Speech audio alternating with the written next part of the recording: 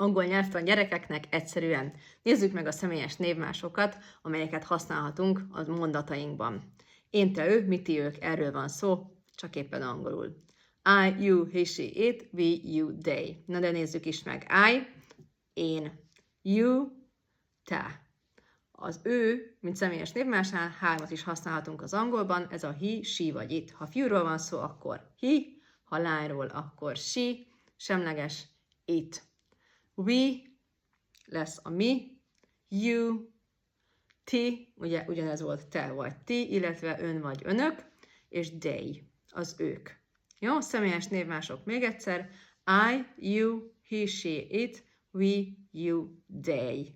Következő alkalommal mondatokat is alkotunk, hasonló tartalmakért kövess be, vagy nézd meg az Angol Kalauz családi online programját, és angolozzatok velünk gyerekeddel otthon is.